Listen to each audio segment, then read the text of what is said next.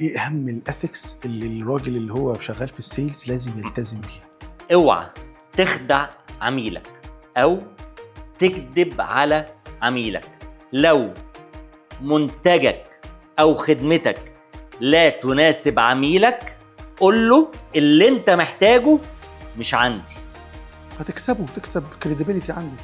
ثق تماما لو عملت كده وقلت للعميل المنتج اللي عندي ما يناسبش احتياجك، هيعمل حاجه من الاتنين: يا هيحاول يغير في احتياجاته علشان ياخد المنتج بتاعك، صح، احترمك واحترم امانتك يعني بالظبط، يا بعد ما هيمشي هيبعت لك عميل تاني يقول له ايه، لو عايز تشتري المنتج اللي يتناسب مع احتياجاتك اللي بالشكل ده روح اشتري من الشخص ده، لان هو ايه، امين.